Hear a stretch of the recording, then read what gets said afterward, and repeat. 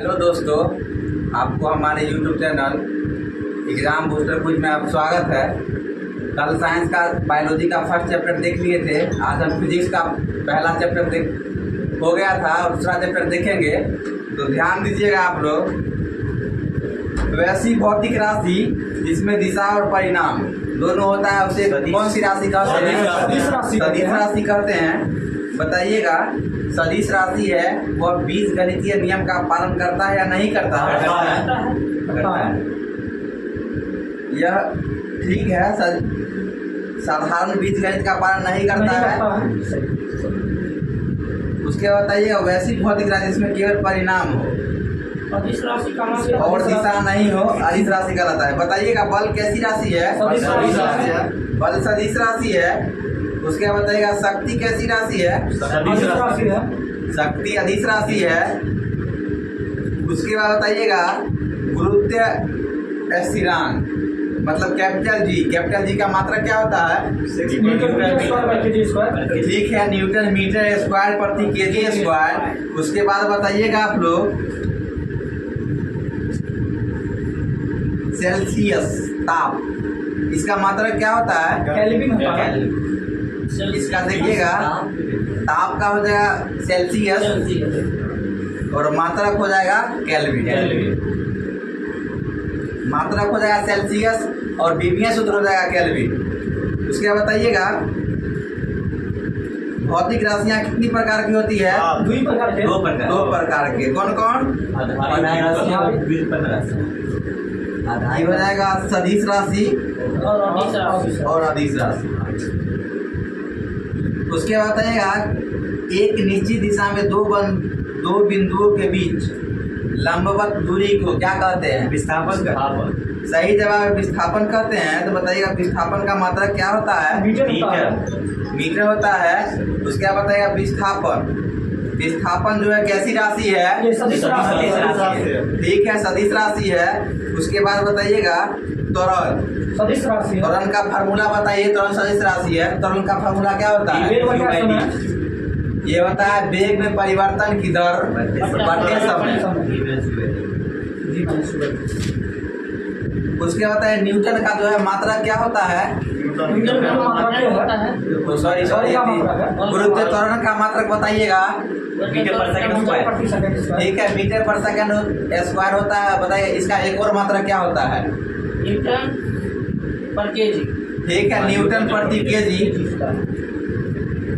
उसके बाद बताइएगा, रेखीय चाल का फार्मूला क्या होता है? कोणीय चाल। सही जगह कोणीय चाल गुणे त्रिज्या। रेखीय चाल को v से स्विच करते हैं तो बताना इसका फार्मूला क्या होता है? v बराबर 2πrn। ठीक है, 2πrn। v बराबर होता है 2πrn और 2। उसके बाद बताइएगा, यदि कोई वस्तु विराम में है तो विराम में ही रहना चाहता है। यह न्यूटन का किस नियम है? प्रथम नियम। ठीक है, प्रथम नियम में है। उसके बाद बता दीजिएगा, यदि 12 न्यूटन तथा 8 न्यूटन परिणाम के दो बल एक वस्तु पर कार्यरत है तो वस्तु पर लगने वाले परिणामी बल अधिकतम कितना होगा? 20 होगा। ठीक है, 20 न्यूटन होगा और न्यूनतम कितना होगा? 8 होगा। 12 में से 8 घटा लीजिए, 4 होगा और 12 को 8 जोड़ दीजिए, 20 होगा। उसके बाद बताइएगा, किसी खास समय में चले गए पथ की कुल लंबाई को क्या कहते हैं? दूरी कहते हैं। सही जवाब है दूरी कहते हैं। तो उसके बाद बताइएगा, प्रिंसिपिया पुस्तक किसके द्वारा लिखी गई थी? न्यूटन के द्वारा लिखी गई थी। उसके बाद बताइएगा, जड़त्व का नियम किस नियम को कहते हैं? गति का प्रथम नियम। ठीक है, न्यूटन के गति का प्रथम नियम को जड़त्व का नियम कहते हैं और इसी को कहते हैं गैलीलियो का नियम भी। उसके बाद बताइएगा,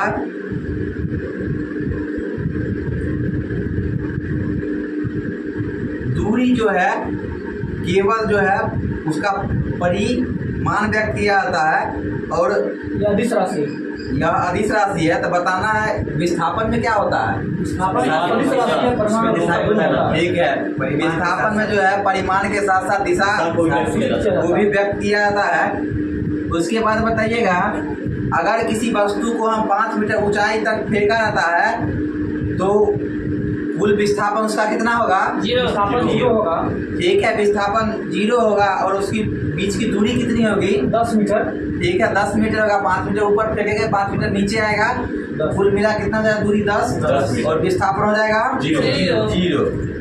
उसके बाद बताइएगा विस्थापन एक सदिश राशि है। बताइएगा प्रारंभिक वेग को किससे सूचित करते हैं? मतलब अक्षर में बताना है किससे? ठीक है, स्मॉल यू से करते हैं। इसको कहते हैं इनिशियल वेलोसिटी, प्रारंभिक वेग, और अंतिम वेग को किससे सूचित करते हैं?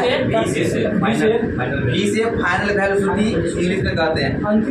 उसके बाद बताइएगा अंतिम वेग। उसके बताइएगा त्वरण की बीमा क्या होती है? ठीक है, m0 L t का पावर -2 होता है। तो उसके बाद बता दीजिएगा आवेग। आवेग का फॉर्मूला क्या होता है? LT-1। आवेग का फॉर्मूला पूछ रहे हैं। ठीक है, बल गुने समय अंतराल। उसके बाद बताइएगा आवेग। आवेग का मात्रा क्या होता है? न्यूटन सेकंड होता है। ठीक है, न्यूटन सेकंड होता है। तो बताइएगा न्यूटन के जो है ये तीसरे नियम में बताइएगा फॉर्मूला क्या होता है? तृतीय नियम से फॉर्मूला क्या निकलता है? F बराबर m। वो वाला हम बताना है, v बराबर u प्लस at, इस टाइप में बताना है। इस नियम से जो इसमें होगा तीसरा नियम होगा s बराबर ut प्लस हाफ at²। दूसरा है v square plus 2a। v square बराबर u स्क्वायर प्लस 2as। तो बताना है v स्क्वायर बराबर u स्क्वायर प्लस 2as है। यह किसके और किसके बीच संबंध दर्शाता है? बताइए। वेग और स्थिति। ठीक है, स्थिति और वेग या स्थिति को ही कहते हैं विस्थापन और वेग। तो बताइएगा v बराबर u प्लस at, या दूसरा नियम है। पहला है। तो बताना है किसके किसके बीच संबंध दर्शाता है? समय और वेग। ठीक है, वेग और समय के बीच संबंध दर्शाता है। तो उसके बाद बता दीजिएगा यदि एक या अधिक वस्तुओं के निकाय पर कोई बाह्य बल आरोपित न हो तो निकाय पर कुल वेग नियत रहता है। क्या रहता है? नियत रहता है। उसके बाद बता दीजिएगा बंदूक से जो है गोली चलाते समय पीछे की ओर झटका महसूस होता है। यह किस नियम के कारण होता है? न्यूटन के। ठीक है, न्यूटन के थर्ड नियम के कारण होता है। तो बताइएगा यदि कोई वस्तु एक समान वेग से गतिशील है, त्वरण कितना होगा? 0 हो जाएगा। ठीक है, त्वरण 0 हो जाएगा। तो उसके बाद बताइएगा भार का फॉर्मूला क्या होता है? W बराबर mg। ठीक है, W बराबर mg होता है। उसके बाद बताइए किसी वस्तु का द्रव्यमान नियत रहता है किंतु भार नियत नहीं रहता है, बदलते रहता है। उसके बाद बताइएगा स्मॉल g का मान क्या होता है? 9.8 मीटर पर सेकंड। ठीक है, 9.8 मीटर पर सेकंड स्क्वायर होता है। उसके बाद बताइएगा व्यवस्थित वस्तुओं की वो प्रवृत्ति जो उस पर स्थिर या समान गति से गतिमान रहने के लिए प्रवृत्त करता है उसे क्या कहते हैं? जड़त्व कहते हैं। ठीक है, उसे जड़त्व कहते हैं। यदि किसी वस्तु की स्थिति में बल लगाने से थोड़ा परिवर्तन हो जाए परंतु बल को हटाते ही वस्तु अपने पूर्व स्थिति में आ जाए तो उसे क्या कहते हैं? संतुलन अवस्था। ठीक है, इसको कहते हैं अस्थाई संतुलन। इसको कहते हैं अस्थाई संतुलन। उसके बाद बताइएगा अभिकेंद्री बराबर जो है फॉर्मूला होता है। क्या होता है फॉर्मूला? ठीक है, mv²/r। उसके बाद बता दीजिएगा अस्थाई संतुलन के लिए जो है द्रव्यमान जो है वह सेंटर से गुजरना चाहिए। सेंटर से गुजरना चाहिए। उसके बाद बताइएगा शून्य से स्वतंत्र रूप से गिरने वाले वस्तु में क्या होता है? त्वरण समान होगा। ठीक है, शून्य रूप से जो वस्तु स्वतंत्र रूप से शून्य से स्वतंत्र रूप से गिरने वाली वस्तु में समान त्वरण होता है। उसके बाद बताइएगा वह बल जो संपर्क में रखे दो पृष्ठों के बीच सापेक्ष गति का विरोध करता है उसे क्या कहते हैं? उसे घर्षण बल कहते हैं। ठीक है, घर्षण बल कहते हैं। तो बताइएगा घर्षण बल जो है प्रकृति पर निर्भर करता है या नहीं करता? प्रकृति का मतलब पृष्ठों की प्रकृति पर निर्भर करता है कि नहीं करता है? करता है, बिल्कुल करता है। उसके बाद बता दीजिएगा, हम लोग जो है सड़क पर चलते हैं, किसके कारण चलते हैं? फ्रिक्शन के कारण। ठीक है, घर्षण के कारण वस्तुओं को हाथ से पकड़ते हैं, किसके कारण पकड़ते हैं? घर्षण के कारण। ठीक है, घर्षण के कारण। उसके बाद बताइए गति का सर्वप्रथम नियम किसने परिभाषित किया था? गैलीलियो ने। बिल्कुल सही जवाब है। गति का नियम को परिभाषित किए थे सबसे पहले गैलीलियो के द्वारा परिभाषित किया गया था। तो उसके बाद बता दीजिएगा, यदि एक वस्तु असमान वेग और समान त्वरण से गतिमान है तो वह कौन सा ग्राफ बनाएगा? सरल रेखा ग्राफ। यह वेग समय ग्राफ इसका रेखीय होगा। वेग समय ग्राफ इसका क्या होगा? रेखीय होगा। उसके बाद बता दीजिएगा,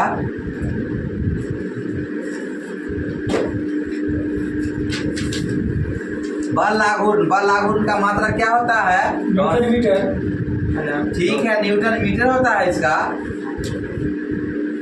उसके बाद बताइएगा,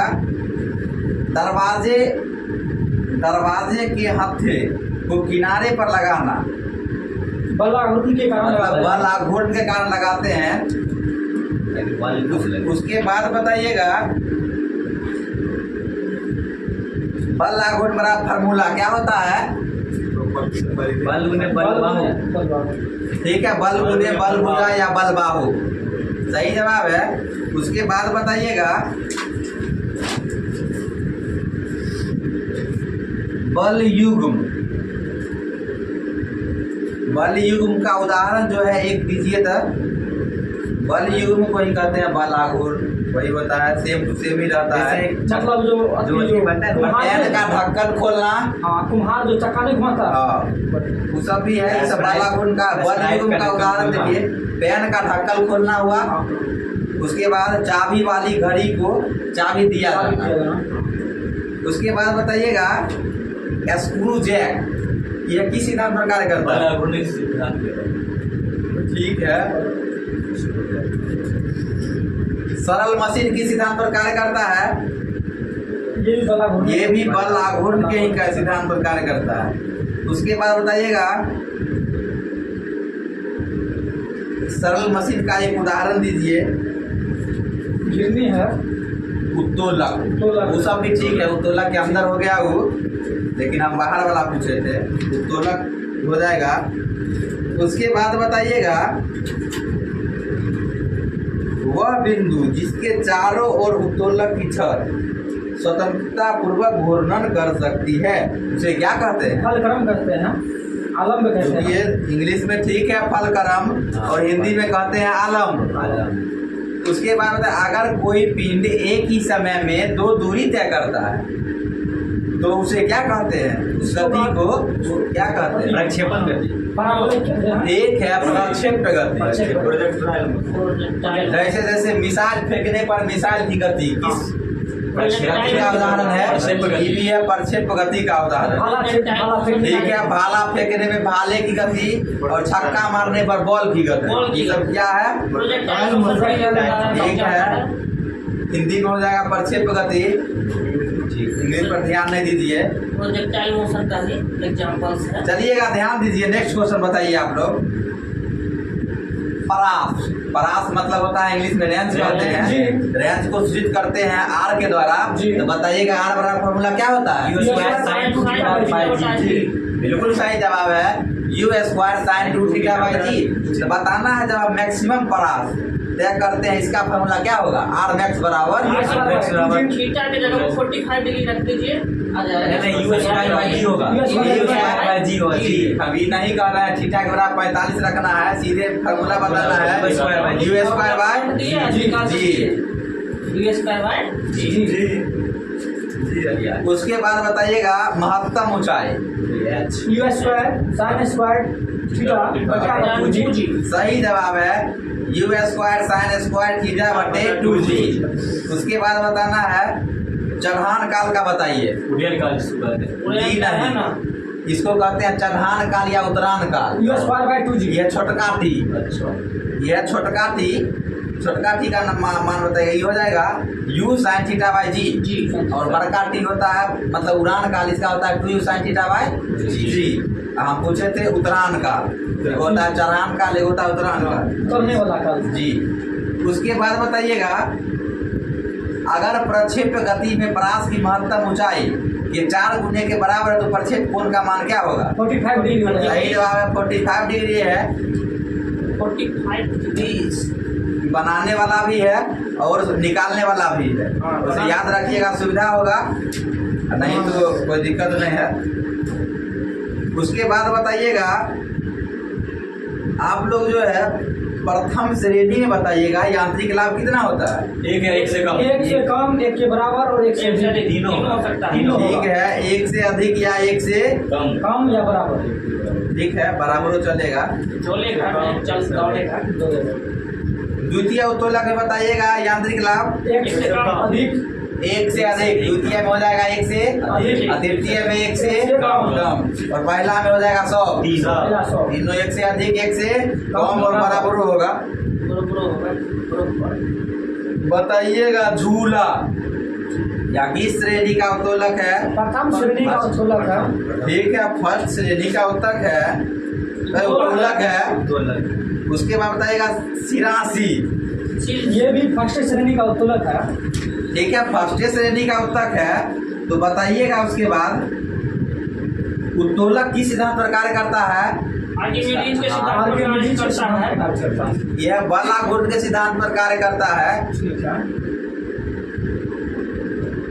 उसके बाद बताइएगा नेल कटर जिससे हम लोग नाखून काटते हैं वो किस श्रेणी का उत्तोलक है? ये फर्स्ट श्रेणी का उत्तोलक है। सही जवाब है फर्स्ट श्रेणी का उत्तोलक है। उसके बाद बताइए आप लोग साइकिल में ब्रेक मारते हैं वो किस श्रेणी का उत्तोलक है? फर्स्ट श्रेणी का उत्तोलक है। ठीक है, बिल्कुल सही जवाब फर्स्ट श्रेणी का उत्तोलक है।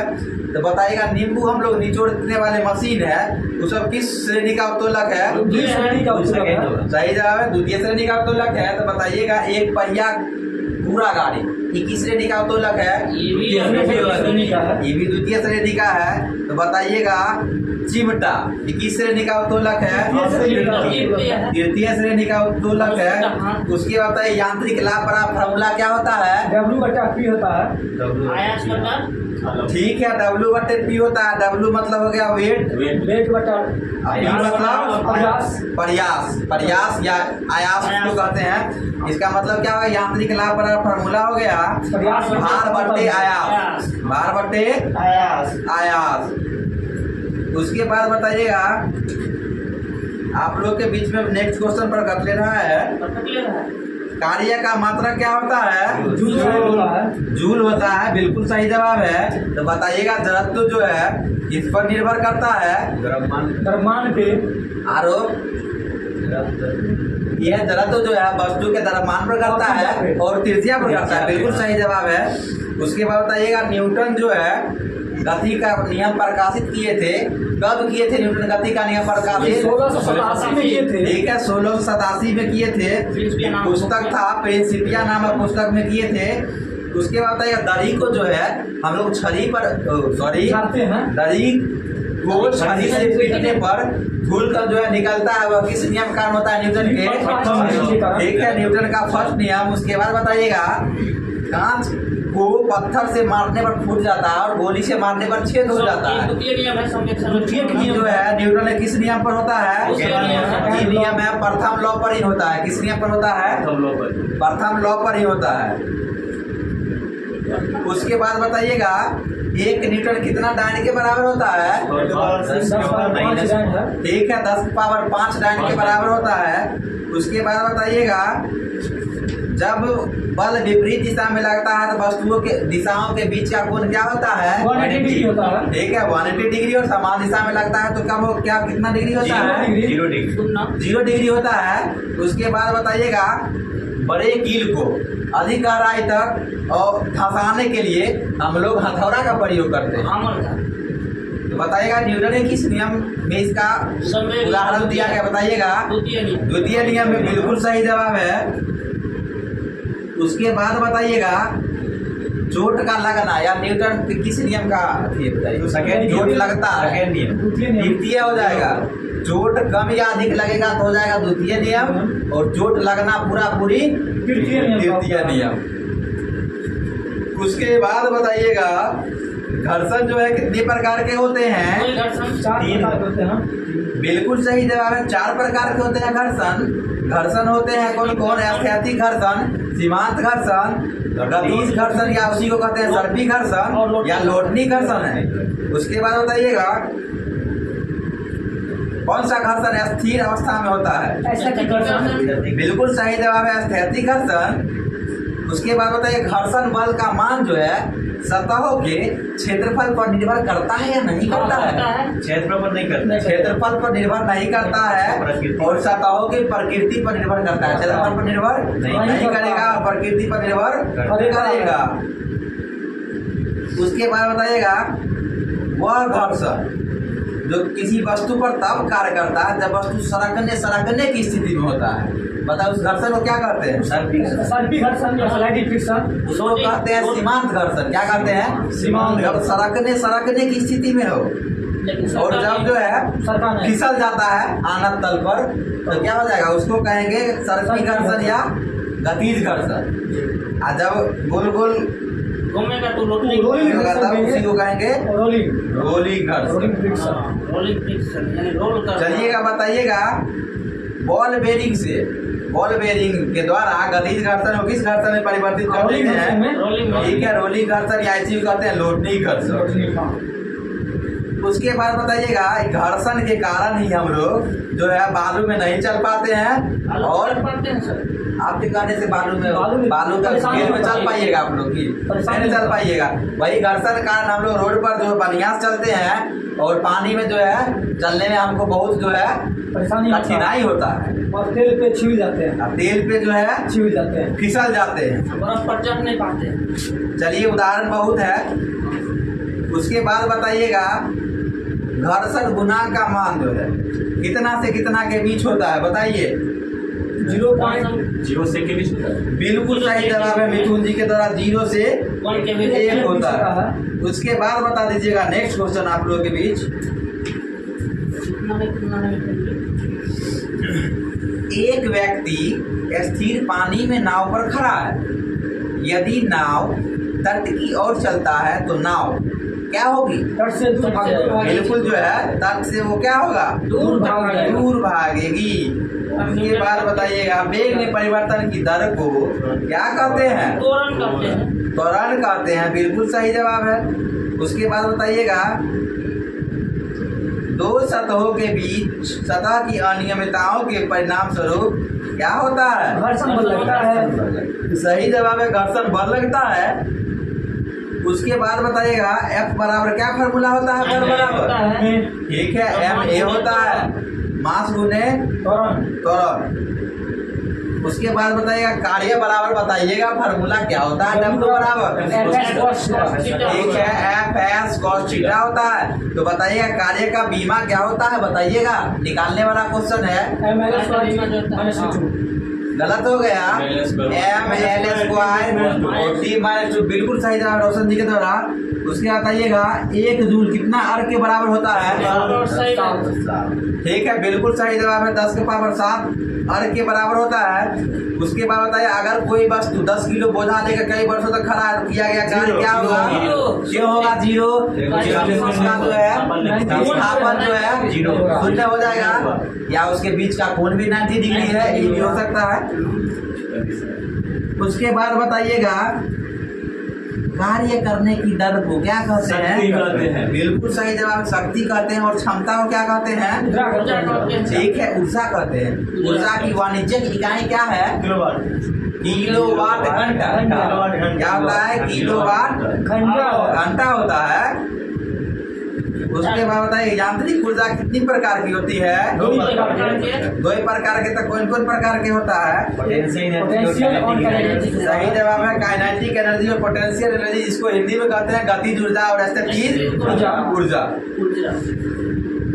उसके बाद बताइएगा आप लोग, हम लोगों का जो है जल यह किस प्रकार का ऊर्जा है बताइए? जल स्थिर है तो स्थिर ऊर्जा ये का। हम नहीं पूछ रहे हैं गतिज है कि स्थितिज। जल मतलब गैर परंपरागत, परंपरागत, इस सब में बताना है। जल जैसे परंपरागत है। गलत जवाब हो गया सर। जल हुआ, पवन ऊर्जा हुआ, सौर ऊर्जा हुआ, यह सब गैर परंपरागत हुआ। लेकिन ये सब क्या हुआ सर? नवीकरणीय है। नवीकरणीय है। ठीक है, नवीकरणीय हो जाएगा। अभी भंडार सीमित है। इसका भंडार सीमित नहीं है, मतलब पानी का कुछ कम है, भंडार सीमित। उससे नहीं मतलब। लेकिन ये सब क्या होता है? गैर परंपरागत ऊर्जा में है। क्या आएगा? गैर परंपरागत को ही कहते हैं अपरंपरागत ऊर्जा। अपरंपरागत रिन्यूएबल सोर्स ऑफ एनर्जी। इसका उदाहरण देख लीजिए। गैर परंपरागत ऊर्जा स्रोत का भूतापीय ऊर्जा हो जाएगा, उसके बाद जल हो जाएगा, जल ऊर्जा, उसके बाद पवन ऊर्जा हो जाएगा, उसके बाद ज्वारीय ऊर्जा हो जाएगा, सौर ऊर्जा हो जाएगा, बायोगैस हो जाएगा। ये सब किसका उदाहरण है? गैर परंपरागत स्रोत का। उसके बाद आइएगा परंपरागत स्रोत का उदाहरण दीजिए को दूगो। कोयला है, बिल्कुल सही जवाब है। है, बिल्कुल सही जवाब है। सिलेंडर है। नवीकरणीय ज्यादा नहीं बताना है, इतना पूछे एगो दूगो नाभिकीय ठीक है। जी बिल्कुल सही, आपका नाभिकीय ऊर्जा भी है। बिल्कुल सही जवाब है। उसके बाद बताइएगा P बराबर फार्मूला क्या होता है? P मतलब P को स्विच करते हैं संवेग। संवेग बराबर फार्मूला क्या होता है? M अभी मान गुने वेग। ठीक है, मास गुने वेलोसिटी, द्रव्यमान गुने वेग। उसके बाद बताइए गतिज ऊर्जा और द्रव्यमान में संबंध क्या होगा? और सॉरी रुक जाइएगा, गतिज ऊर्जा और संवेग में क्या संबंध होगा? पी स्क्वायर बटा 2m होगा। ठीक है, P square by 2m 2m। बराबर। उसके बाद बताइएगा काइनेटिक एनर्जी का फॉर्मूला क्या होता है? बिल्कुल सही जवाब है, हाफ mv²। उसके बाद बताइएगा ऊर्जा को जो है नष्ट किया जा सकता है नहीं किया जा सकता? एक रूप से दूसरे रूप में कन्वर्ट कर सकते हैं। बिल्कुल सही जवाब जो है, ऊर्जा को हम लोग नष्ट नहीं कर सकते हैं। ऊर्जा को एक रूप से दूसरे रूप में हम लोग कन्वर्ट कर सकते हैं। ट्रांसफर करते हैं। यही है ऊर्जा संरक्षण का नियम। Conservation of energy. ठीक है, बिल्कुल सही जवाब है। Law of conservation. उसके बाद बताइएगा, law of conservation of energy. अब चलिए इंग्लिश पर ध्यान नहीं दीजिए, हिंदी पर ध्यान बेसी रखिए। उसके बताइएगा विद्युत ऊर्जा को जो है प्रकाश ऊर्जा में बदलते हैं किसके द्वारा? बल्ब द्वारा। बिल्कुल सही जवाब, बल्ब द्वारा या ट्यूबलाइट द्वारा हो जाएगा। जी। उसके बाद बताइएगा आप लोग दो अलग अलग द्रव्यमान की वस्तुओं की गतिज ऊर्जा समान हो तो संवेग किसका अधिक होगा? बताइए। जिसका द्रव्यमान कम होगा। जिसका द्रव्यमान कम होगा। अधिक होगा। क्या बोले? क्या बोले सर? रिपीट कीजिए क्वेश्चन को। क्वेश्चन रिपीट कर रहे हैं। दो अलग अलग द्रव्यमान की वस्तु की जी। गतिज ऊर्जा अगर समान है जी। तो संवेग क्या होगा? ज्यादा वाला का ज्यादा होगा और कम वाला का कम होगा। देखिएगा P² जो है प्रोपोर्शनल होगा किसके? द्रव्यमान के। द्रव्यमान के। मतलब जो है ज्यादा वाला का ज्यादा होगा और कम वाला का कम होगा। बिल्कुल सही जवाब है। उसके बाद बताइएगा पोटेंशियल एनर्जी का फॉर्मूला क्या होगा? होता है mgh होता है। उसके बाद बताइएगा अगर किसी 1 kg द्रव्यमान की वस्तु को पृथ्वी की सतह से 9.8 मीटर की ऊंचाई तक उठाया जाता है तो किया गया कार्य क्या होगा? 0 होगा। नो क्या फिर सर? अगर किसी 1 kg द्रव्यमान को पृथ्वी की सतह से 9.8 मीटर की ऊंचाई पर उठा के रखा जाएगा तो उसका किया गया कार्य क्या होता है? 9.8 तो होल स्क्वायर हो जाएगा। बिल्कुल सही जवाब। इसमें फार्मूला लगाइए वर्क बराबर mgh। इसका फार्मूला क्या लगाना है? वर्क बराबर mgh। उसके बाद बताइए शक्ति बराबर फार्मूला बताइए तो इसी के टर्म में शक्ति बराबर जो है mgh/t। बिल्कुल सही जवाब हो जाएगा mgh/t। तो बताना है ट्रेन में बैठा व्यक्ति या जो है किसका उदाहरण, किस गति का उदाहरण बताइए। स्थिति गतिज और गतिज दोनों का। बिल्कुल सही है, यांत्रिक ऊर्जा का, गतिज और गतिज ऊर्जा दोनों का। बताइएगा तना हुआ गुलेल, यह किस ऊर्जा का उदाहरण है? स्थितिज ऊर्जा का उदाहरण है। तो बताइएगा गतिज ऊर्जा को यांत्रिक ऊर्जा में कौन सा यंत्र बदलता है? गतिज को यांत्रिक में जो है ना, तो डायनेमो दीजिएगा। बिल्कुल नहीं देंगे। वर्षा ले लीजिए। सुन लीजिए, पवन चक्की क्या हो जाएगा? गतिज ऊर्जा को यांत्रिक ऊर्जा में बदलता है पवन चक्की। बताइएगा ध्वनि ऊर्जा को विद्युत ऊर्जा में कौन बदलता है? माइक्रोफोन। बिल्कुल सही जवाब है, माइक्रोफोन। विद्युत ऊर्जा को उष्मीय ऊर्जा में कौन बदलता है? बताइए। हीटर। सही जवाब है, बिल्कुल विद्युत हीटर। स्थितिज ऊर्जा को गतिज ऊर्जा में कौन बदलता है? बताइए। मतलब वर्षा का जल। ठीक है, वर्षा। बिल्कुल सही जवाब, बारिश, वर्षा। यांत्रिक ऊर्जा को ध्वनि ऊर्जा में, यांत्रिक ऊर्जा को ध्वनि में सितार। बिल्कुल सही जवाब है, सितार हो जाएगा। प्रकाश को विद्युत ऊर्जा में, प्रकाश बैटरी में, सौर सेल। ये फोटो इलेक्ट्रिक सेल इसी को कहते हैं, सौर सेल। बिल्कुल सही जवाब है दीपक जी के द्वारा। उसके बाद बताइएगा इफिशियंसी, मतलब दक्षता। दक्षता प्रतिशत का बताइए फॉर्मूला। 100%। इनपुट बटे आउटपुट इनपुट गुने 100। बिल्कुल सुन लीजिएगा, आउटपुट बट्टे इनपुट गुने 100। दक्षता कभी 100% नहीं। दक्षता जो है हमेशा 100% से कम ही होगा। उसके बाद बताइएगा आप लोग, आवेग जो है यह कैसी राशि है? बिल्कुल सही जवाब है, आवेग जो है यह सदिश राशि है। उसके बाद बताइएगा शक्ति, 1 HP बराबर कितना वाट के बराबर होता है? 746 वाट होता है। एक हर्ष। उसके बाद बताइएगा संवेग संरक्षण का सिद्धांत यह है, तो इसका फार्मूला बताइएगा कोई आदमी। M1V1 बराबर M2 M2V2 होता है। जो सही है, M1U1 प्लस M2U2 बराबर M1V1 प्लस M2V2, ये भी सही है। दो द्रव्यमान का हो गया। से पहले का संवेग चलिए नेक्स्ट बताइएगा आप लोग, जब कोई पिंड मुक्त रूप से पृथ्वी की ओर गिरता है तो उसकी ऊर्जा, कुल ऊर्जा क्या होगी? नियत होगी। बिल्कुल सही जवाब, कुल ऊर्जा पर कोई इफेक्ट नहीं पड़ेगा, स्थिर होगा। उसके बाद बताइएगा आप लोग,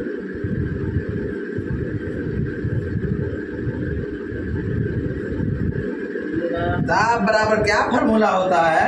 बल बटा क्षेत्रफल होता है। ठीक है, बल बाटे क्षेत्रफल। बताइएगा इसको क्या कहते हैं? इसका मतलब मात्रक। पास्कल होता है, न्यूटन पर मीटर। न्यूटन पर मीटर स्क्वायर, या इसी को कहते हैं पास्कल। उसके बाद बताइएगा किसी वस्तु द्वारा उसकी स्थिति या विन्यास द्वारा प्राप्त ऊर्जा को क्या कहते हैं? स्थितिज ऊर्जा कहते हैं। बिल्कुल सही जवाब है, स्थितिज ऊर्जा कहते हैं। उसके बाद बताइएगा, यदि खींचे हुए धनुष के तीर को छोड़ते समय धनुष को स्थितिज ऊर्जा से किस ऊर्जा में बदलते हैं? ठीक है, गतिज ऊर्जा में बदलते हैं। उसके बाद बताइएगा, कार्य करने मानव शरीर द्वारा प्रयुक्त ऊर्जा होती है, कैसी ऊर्जा होती है? ठीक है, स्थितिज ऊर्जा होती है। उसके बाद बताइएगा,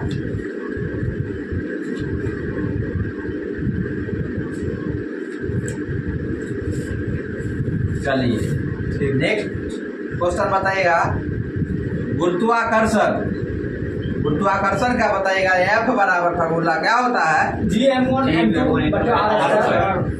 ठीक है, Gm1 M2 बट्टे R²। तो बताइएगा कैपिटल G का मान क्या होता है? ठीक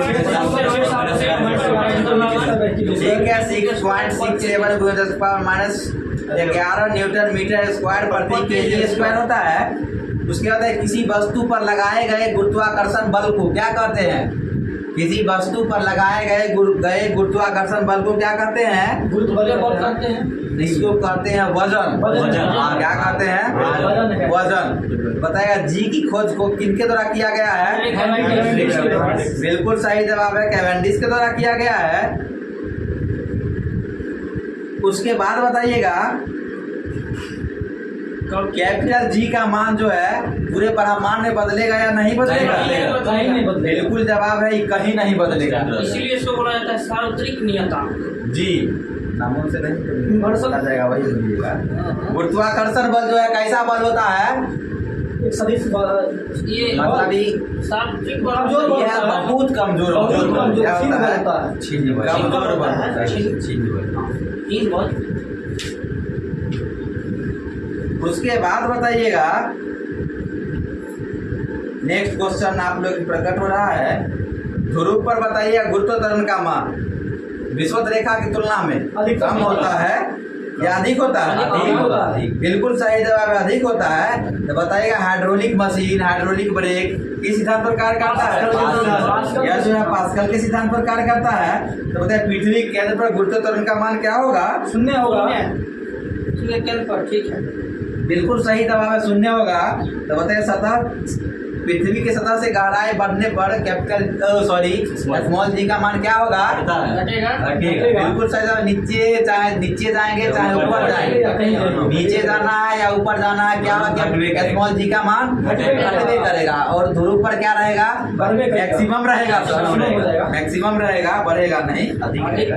जी उसके बाद बताना है पृथ्वी की घूर्णन गति को बढ़ा देने या घटा देने पर ये जो है स्मॉल जी का मान क्या होगा? घट जाता है। घटाएंगे तो बढ़ जाएगा, बढ़ाएंगे तो कम जाएगा। रुक जाइए, जब पृथ्वी की जो है घूर्णन गति बढ़ाएंगे या घटाएंगे ना तो स्मॉल जी का मान कोई इफेक्ट नहीं पड़ेगा। मतलब यह अपरिवर्तित रहेगा, घूर्णन गति पर डिपेंड नहीं करता है। उसके बाद बताइएगा पृथ्वी की घूर्णन गति बढ़ाने से विषुवत रेखा पर गुरुत्व त्वरण का जो है मान कम जाएगा। घटता है। घट जाएगा। विषुवत रेखा पर घटेगा लेकिन ध्रुव पर जो है कोई इफेक्ट नहीं पड़ेगा। तो बताना है कितना गुना अधिक करने पर यह शून्य हो जाता है? 17 गुना अधिक करने पर यह क्या हो जाता है? शून्य हो जाता है। शून्य हो जाता है। उसके बाद बताइएगा गुरुत्वाकर्षण के द्वारा किया गया कार्य ऊंचाई पर निर्भर करता है या नहीं करता है? गुरुत्वाकर्षण नहीं ऊंचाई पर करता नहीं है। करेगा। बिल्कुल करेगा, उसका ऊंचाई पर जो है बिल्कुल करेगा। उसके बाद बताइएगा द्रव्यमान का मात्रक क्या होता है? किलोग्राम होता है। आधार का मात्रक न्यूटन होता है। ठीक है। भार जो है कैसी राशि है? सदिश राशि। और द्रव्यमान कैसी राशि है? सदिश राशि। बिल्कुल सही जवाब है। अंतरिक्ष यान के अंदर जो है किसी वस्तु का भार क्या होता है? शून्य होता है। ठीक है। अंतरिक्ष यान के अंदर या निर्वात में जो है वस्तु का भार क्या होता है? शून्य होता है। उसके बाद बताइएगा आप लोग अगर किसी वस्तु का भार पृथ्वी पर 600 न्यूटन है, चंद्रमा पर उस वस्तु का द्रव्यमान क्या होगा बताइए? जो रहेगा वही रहेगा। द्रव्यमान नहीं बदलेगा। कितना होगा? 100। नहीं 100 नहीं होगा। 10 क्या बोले इसका भार है? जी 600। रुकिए ना, इसका आंसर हो जाएगा 60 होगा। बिल्कुल सही है 60 केजी। सुन लीजिए अभी बताते हैं 10 से गुना करेंगे। 10 मान लीजिए। उसके बाद बताइएगा नेक्स्ट क्वेश्चन सर समझ रहे हैं ना? जी नींद में नहीं आइए। क्या नाम भूल भी जाते हैं सर। उसके बाद बताना है वह वेग जिसे किसी वस्तु को फेंकने पर वह कभी वापस लौट के नहीं आती है। ये इसके बाद ठीक है, उसको कहते हैं हिंदी में पलायन वेग। पलायन कर गया। जी पलायन कर गया, वो जो है एक बार चल जाएगा तो आएगा, मुड़ के नहीं आएगा। लेकिन बिल्कुल सही जवाब है इसका। पृथ्वी पर पलायन वेग होता है 11.2 लाया गया था। उसके बाद बताइए था चंद्रमा पर जो है पलायन वेग कितना होता है? फिर जरा क्वेश्चन है 2.4। बिल्कुल सही जवाब है, 2.4 बोले हैं, सही जवाब है।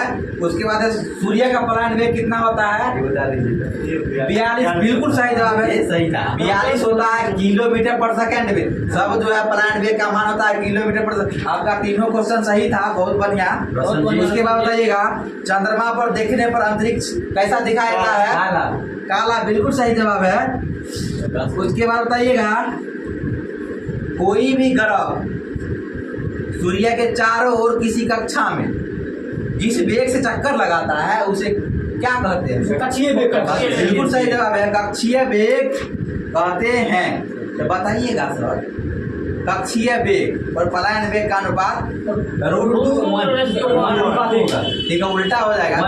पलायन वेग का होता है √2 और कक्षीय वेग का होता है 1। हम पूछे क्या थे, कक्षीय वेग और पलायन वेग का 1/√2, और पूछे कि जब हम पलायन वेग और कक्षीय वेग का अनुपात क्या होगा, तो √2:1, मतलब 2√2 अनुपात 1। उसके बाद बताइएगा सर, ध्रुवीय उपग्रह का कक्षीय वेग कितना होता है?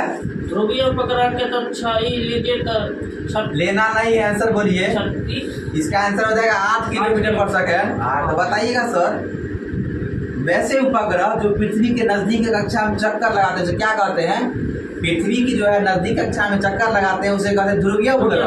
ध्रुवीय उपग्रह का जो कक्षीय वेग कितना होता है? 8 किलोमीटर 8 किलोमीटर पर सेकेंड। तो उसके बाद बताइएगा इसका जो है आवर्तकाल कितना होता है? आवर्तकाल है 84 मिनट। बिल्कुल सही जवाब है दीपक जी के द्वारा, 84 मिनट। बिल्कुल सही जवाब है सर आपका। यही उपग्रह का उपयोग करते हैं मौसम संबंधी जानकारी के लिए। मौसम संबंधी जानकारी के लिए हम लोग ध्रुवीय उपग्रह का उपयोग करते हैं। बिल्कुल सही जवाब दीपक जी द्वारा। उसके बताइएगा भू स्थिर उपग्रह एक ऐसा उपग्रह है जो पृथ्वी तल से लगभग कितना ऊंचाई ऊपर? 36,000 ठीक है, 36,000 किलोमीटर ऊपर विषुवतीय तल में जो है किस दिशा की ओर चक्कर लगाता है? पश्चिम से पूर्व की ओर। बिल्कुल सही जवाब है, पश्चिम से पूर्व की ओर। तो बताइएगा भू स्थिर उपग्रह जो है पृथ्वी कितना ऊंचाई है? 36,000 किलोमीटर। जो कैसे घूमता है? पूर्व पश्चिम से पश्चिम से पूर्व। 24 बात बताइए, ध्रुवीय उपग्रह का 8 किलोमीटर पर सेकंड था कक्षीय वेग, तो बताइएगा भू स्थिर उपग्रह का जो है कक्षीय वेग कितना होगा? ये हो जाएगा 3.1 किलोमीटर पर सेकेंड। और इसका आवर्तकाल क्या हो जाएगा सर? 24 घंटा। बिल्कुल सही जवाब है मिथुन सर के द्वारा, 24 घंटा। और इसका उपयोग किसमें करते हैं हम लोग? भू स्थिर उपग्रह करते हैं दूर संचार के रूप में। किसमें करते हैं? दूरसंचार। बिल्कुल सही जवाब है, दूर संचार के रूप में करते हैं। तो बताइएगा ग्रहों का नियम जो है किनके द्वारा दिया गया था? केपलर महोदय के द्वारा जब दिया गया था, तो बताया ग्रहों के नियम केपलर जो है कितने नियम दिए थे? 3 नियम दिए। सुन लीजिए कौन कौन नियम। पहला दिए थे कक्षा नियम, दूसरा दिए थे क्षेत्र नियम, तीसरा दिए थे परिक्रमण काल नियम। उसके बाद बताइएगा, सुन लीजिए बताते हैं हम ही। कक्षा नियम जो है, कोई भी ग्रह सूर्य के चारों तरफ दीर्घ वृत्ताकार कक्षा में चक्कर लगाती है, जिसका फोकस जो है सूर्य होता है। ये जो है केपलर के द्वारा दिया गया कक्षा नियम था। इसको पहला नियम कहते हैं केपलर के द्वारा। दूसरा नियम दिया गया था ग्रहों का नियम में, दूसरा नियम था क्षेत्र का नियम। इसमें था कोई भी ग्रह अगर सूर्य के चारों ओर चक्कर लगाता है तो वह समान समय में समान क्षेत्रफल तय करता है। यह था केपलर के द्वारा दिया गया दूसरा नियम। उसका तीसरा नियम क्या था बताइए आप लोग? इसका फार्मूला होता है तीसरा नियम, T² समानुपाती है R/3 का। ठीक है, T² समानुपाती R का पावर T होता है। यही है केपलर के द्वारा तीसरा नियम। उसके बाद बताइएगा, वह केंद्र जहाँ पर कोई वस्तु संतुलन अवस्था में होता है उसे कौन सा केंद्र कहते हैं? उसको द्रव्यमान केंद्र। क्या कौन सा केंद्र कहते हैं? द्रव्यमान केंद्र। क्यों कहते हैं द्रव्यमान केंद्र? देखिएगा, बूढ़ा व्यक्ति जो झुक के चलता है, झुक के चलता है, ये हो जाएगा द्रव्यमान केंद्र पर। बूढ़ा व्यक्ति, बोझा जो है उठाने वाला व्यक्ति झुक कर उठाता है। द्रव्यमान जो है संतुलन बनाने के लिए। उसके बाद बताइएगा आप लोग, नेक्स्ट क्वेश्चन।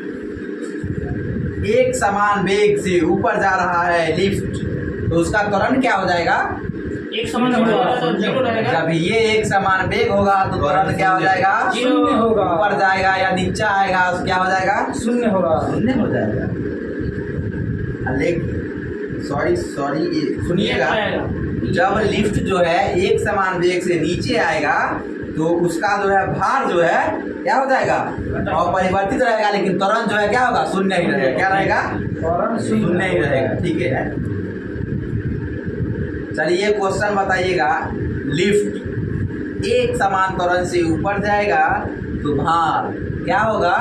बढ़ जाएगा। अधिक होगा। बिल्कुल से भार बढ़ जाएगा, जब नीचे में आएगा तो बढ़ जाएगा। भार घट जाएगा। जब एकाएक रस्सी टूट जाएगा तब फिर से बढ़ाकर गिर जाएगा। भार शून्य हो जाएगा। क्या हो जाएगा? भार शून्य हो जाएगा। शून्य हो जाएगा। अच्छा से टकरा जाएगा। चलिएगा नेक्स्ट क्वेश्चन। एकांक दूरी पर स्थित दो एकांक द्रव्यमानों के बीच लगने वाले आकर्षण बल को क्या कहते हैं? गुरुत्वाकर्षण कहते हैं। बिल्कुल सही जवाब है, गुरुत्वाकर्षण बल कहते हैं। तो उसके बाद बताइएगा, विषय से बचिए। यदि दो वस्तुओं के द्रव्यमान को 3 गुना कर दिया जाए तो वस्तु के बीच लगने वाले बल क्या होगा? 3 गुना हो जाएगा। 9 गुना हो जाएगा। दोनों द्रव्यमान को 3 गुना कीजिएगा तो 9 गुना होगा। बिल्कुल 9 गुना होगा। उसके मुक्त रूप से गिरने के दौरान पिंड की स्थिति क्या होगी? पिंड की स्थिति मुक्त रूप से जब गिरेगा तो मुक्त रूप से गिरने पर क्या होता है? भार। चलिए आज का क्लास जो है यहीं पे समाप्त किया जाता है। आप लोग बताइएगा आज का क्लास कैसा लगा। इसी प्रकार जो है कल केमिस्ट्री का क्लास चलेगा। आप लोग इस YouTube चैनल से जुड़ी रहिए। आगे तब तक के लिए धन्यवाद।